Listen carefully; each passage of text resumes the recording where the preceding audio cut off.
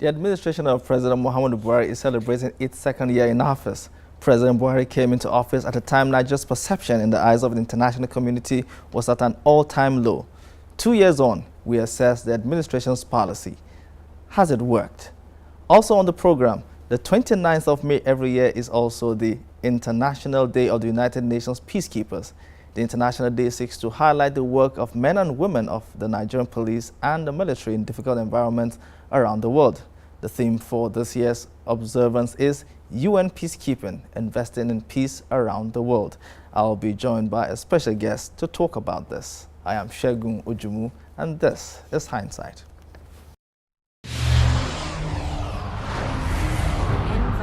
Segun Ojumu.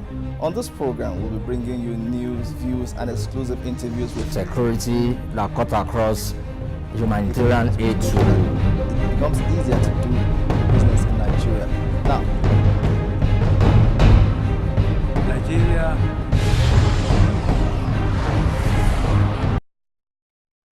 Now, since its beginning in 1948, the United Nations peacekeeping has evolved into one of the main tools used by the international community to manage complex crises that threaten international peace and security. In this period, a total of 71 peacekeeping operations have been established. More than 1 million military, police, and civilian personnel have served as UN peacekeepers, while close to 4,000 UN peacekeepers have sadly lost their lives while trying to bring stability to some of the world's most vulnerable populations. Currently, there are 16 peacekeeping operations involving a total of 113,394 civil personnel from 124 countries, including, of course, Nigeria. I should say here that currently Nigeria is the world's 14th contributor of police, UN military experts on mission, that is UNEM, and troops to the United Nations. Nigeria has 1,681 personnel on various missions. Now, joining me to talk further about this subject is Mr. Ronald Kayanja. He is a director of the United Nations Information Center in Nigeria, based in Lagos, of course. Mr. Kayanja, thank you very much for coming to the program. Thank you for having me. All right, good to have you on the program. Tell me, these people, how important is the job they do for the world? Very important. United Nations peacekeeping is one of the tools that we use to reach our mandate. Okay. The United Nations was formed in 1945, mainly to promote international peace and security. But when there are conflicts and situations which threaten the lives of many millions of people, we have one instrument that we use, and that is peacekeeping operation. And as you've said, we have many of them around the world.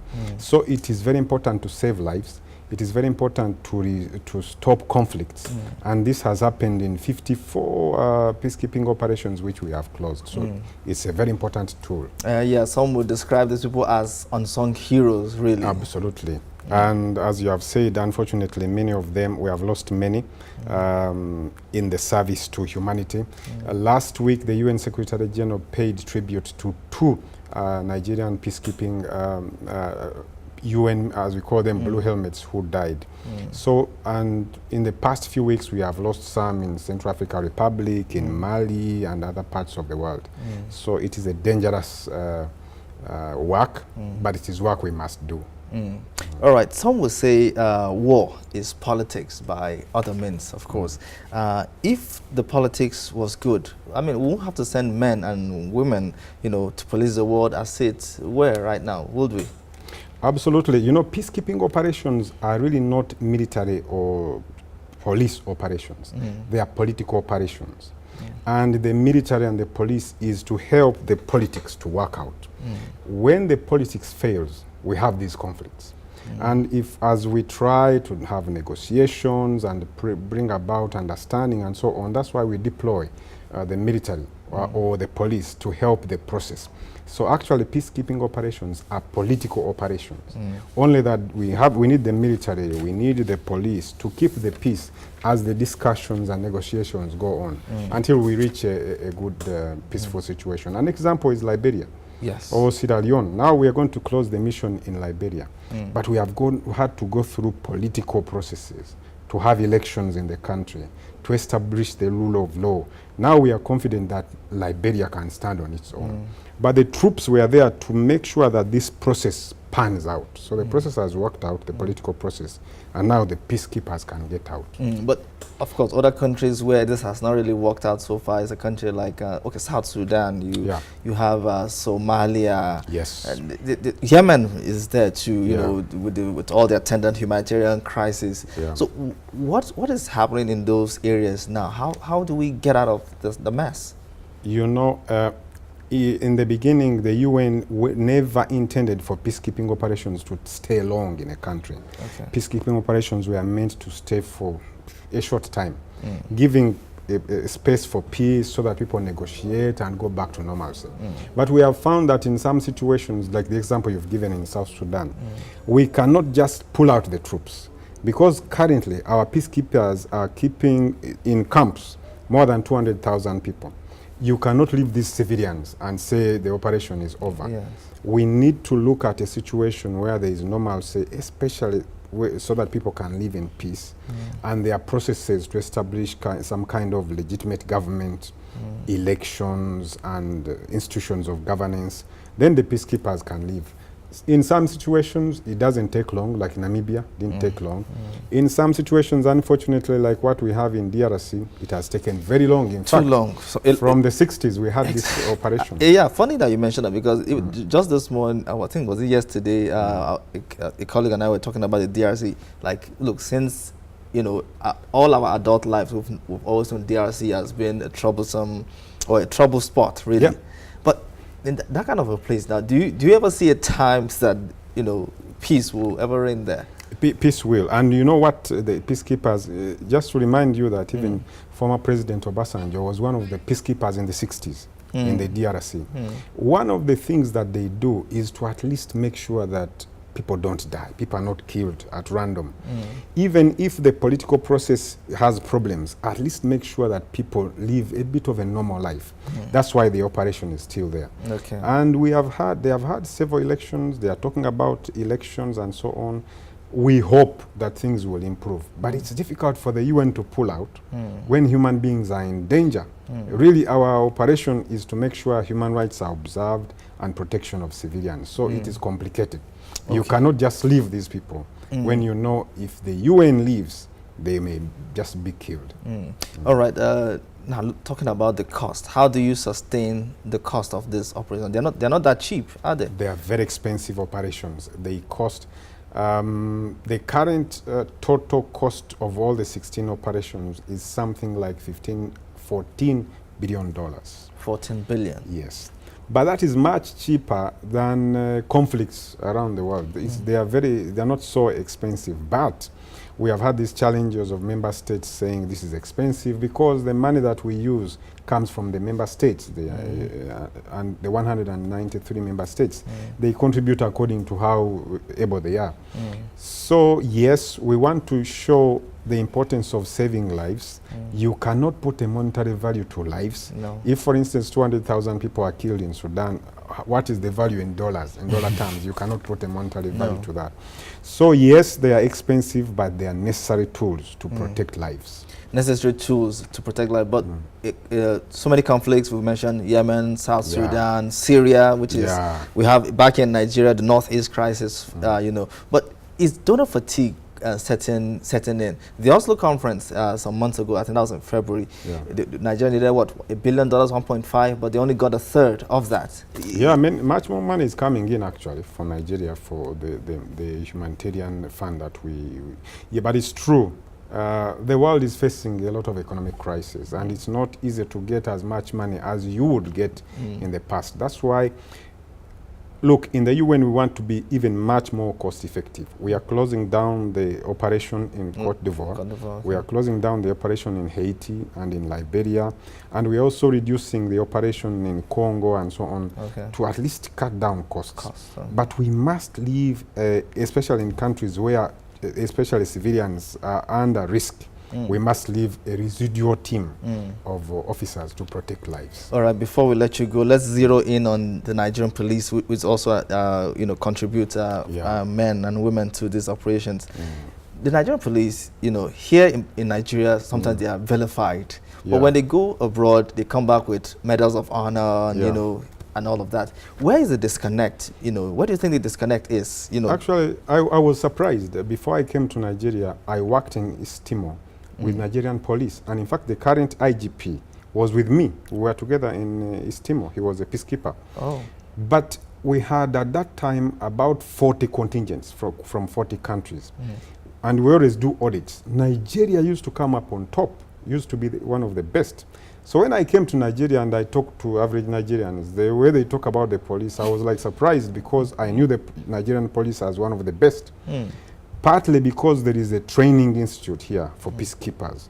Some countries don't have that, so they, they just give them a briefing. But Nigerian troops and police are really trained when they go. So I really don't know, but I think you have very good officers, at least from what I experienced. I worked with them, and they do a lot of good job around the world. When it comes to domestic activities, that I can't tell. But what I know from my side is that they are some of the best in peacekeeping. Mr. Ronald Kayanja is the director of the United Nations Information Center in Lagos. Thank you very much for coming on the program. Thank you for having me. All right, we'll hope to see more of you next time. Yes, I'll come. I'll come when you give me the opportunity. Excellent, excellent. All right, we're going to take a short break now, and then the conversation, or the program continues, I should say. Stay with us.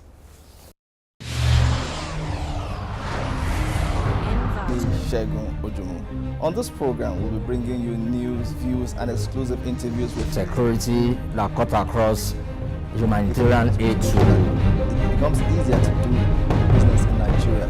Now, Nigeria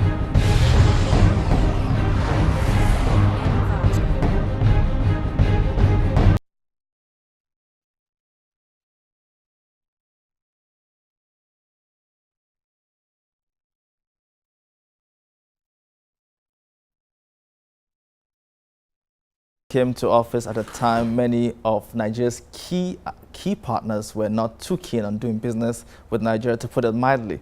President Buhari, during his campaign, promised changes in 3 key areas: security, economy, and good governance. And of course, that's the fight against corruption.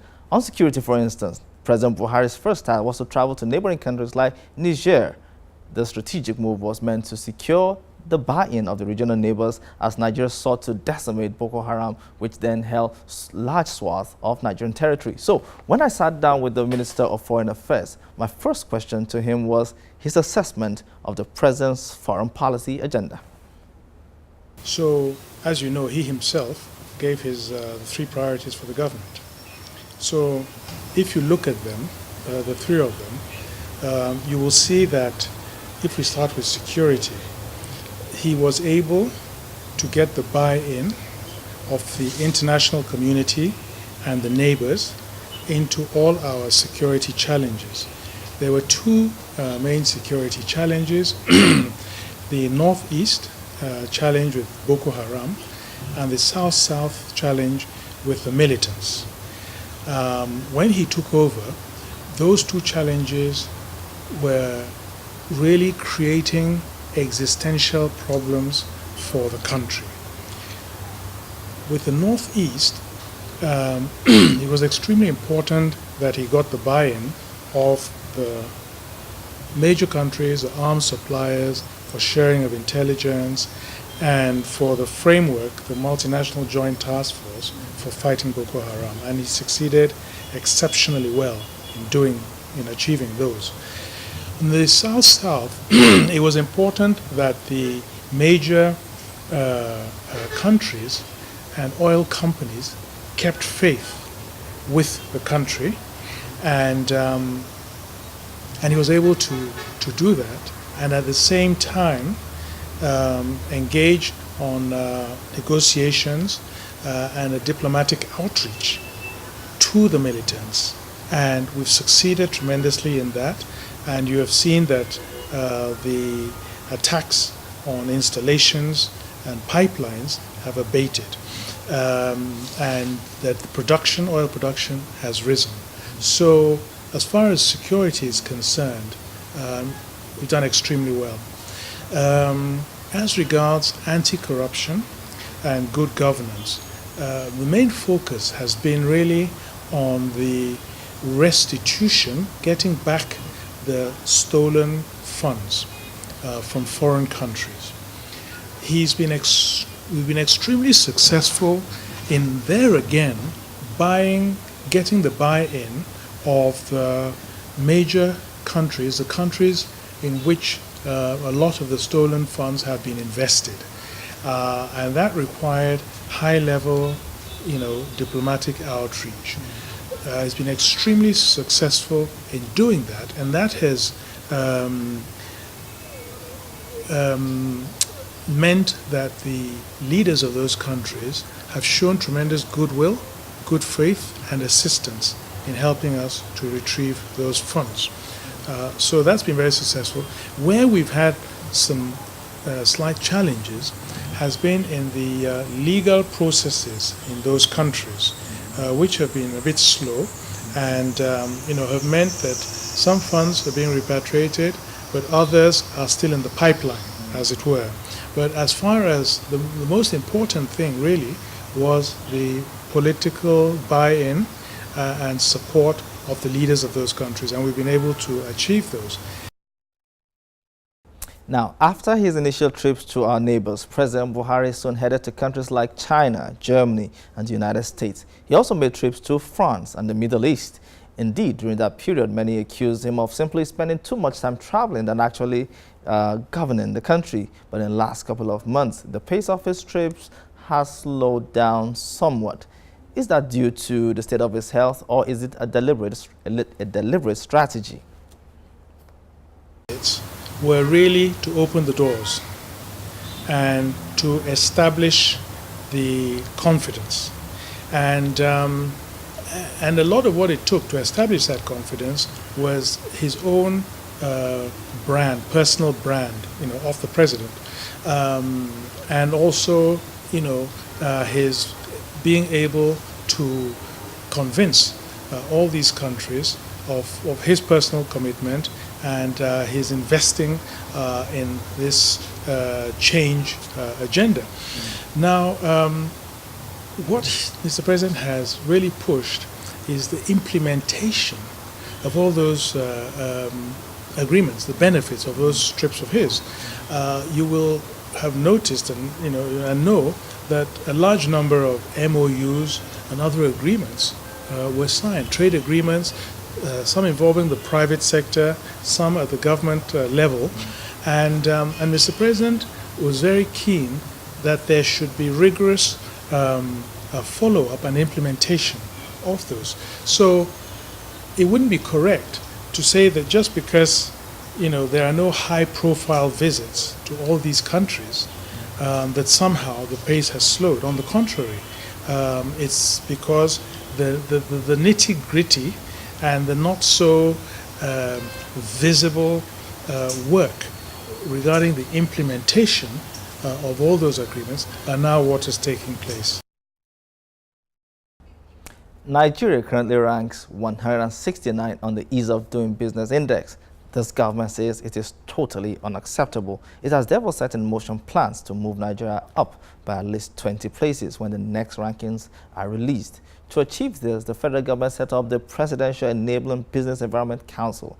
The Ministry of Foreign Affairs has a pivotal role to play in all of this. Shortly after his appointment as Minister of Foreign Affairs, Mr. Onyema laid out a plan to create a portal which he said will be a one-stop shop for anyone who wants to do business in Nigeria, and much more.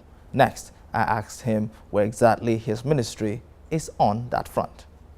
That's a good question. It's still very much one of the most important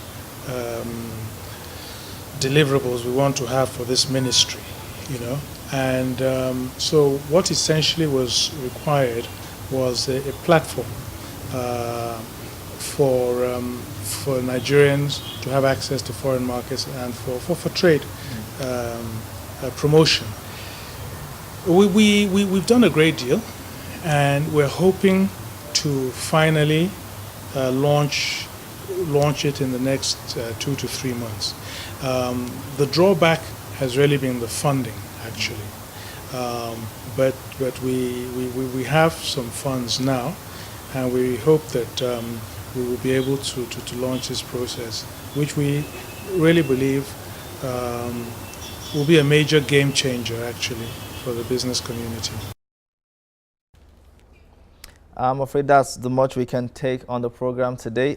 Let's keep the conversation going online. We are on Twitter. Tweet us and we'll tweet you right back at Hindsight STV. That's our Twitter handle. Or you can email us on hindsightsilverbird@gmail.com. I'm going to see you again next week. I am Shegun Ojumu from me and the rest of the team. Goodbye for now.